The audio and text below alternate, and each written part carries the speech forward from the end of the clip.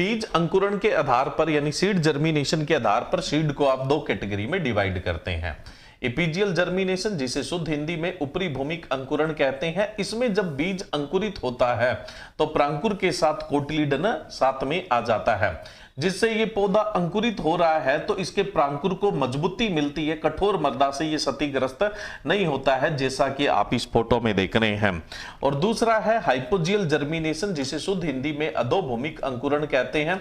जब ये बीज अंकुरित होता है तो कोटिलिडन जमीन में ही रह जाता है और ये कोटिलिडन को अंकुरण के समय प्रांकुर के साथ में नहीं लेकर आता है। इन दोनों में अंतर समझने के लिए सबसे पहले हम बात करते हैं हाइपोजियल जर्मिनेशन की। देखो, हाइपोजियल जर्मिनेशन में कोटिलिडन भूमि में ही रह जाता है, इससे इस पौधे को ज्यादा मजबूती नहीं मिलती है, इसलिए इसको उथला लगाना पड़ता है।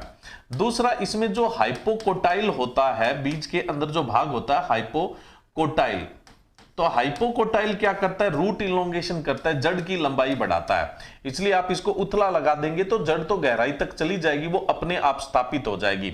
और इसके एग्जाम्पल है मोनोकोट। अब देखो, मोनोकोट जो होता है उसके अंदर जनरली कोटिलिडन होते ही नहीं है, कोटिलिडन की जगह एंडोस्पर्म होता है, भ्रूणपोष होता है, जिसको एल्बुमिन भी बोल देते हैं।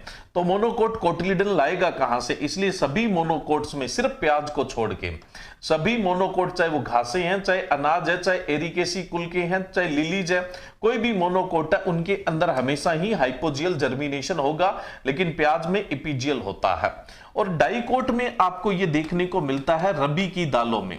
रबी की जो दाल है, राजमा को छोड़ के राजमा है उसमें एपीजियल होता है, बाकी रबी की दालों के अंदर हाइपोजियल होता है। और खरीफ की सिर्फ एक दाल अरहर के अंदर आपको हाइपोजियल अंकुरण देखने को मिलता है। अब अपने बात करें एपीजियल जर्मिनेशन। जैसा कि आपको बताया कि प्रांकुर के साथ कोटिलिडन आता है, जिससे प्रांकुर को मजबूती मिलती है, कठोर मृदाओं में भी अंकुरित हो जाता है और आप इसे गहराई में 3 से 4 इंच गहराई तक लगा देते हैं। दूसरा, इसमें जो हाइपोकोटाइल होता है वो स्टेम इलोंगेशन करता है, तने की लंबाई बढ़ाता है, इतनी गहराई है तो भी तना बाहर तक आ जाएगा, कोई समस्या नहीं है। इसके बाद जो ये कोटिलिडन बाहर आया है, ये पहली पत्तियों का काम करेगा, फर्स्ट फोलिएज का काम करेगा, फोटोसिंथेसिस करके प्रकाश संश्लेषण करके भोजन बनाएगा, जिससे पौधे को शुरुआती अवस्था में स्थापित होने के अंदर मदद मिलेगी।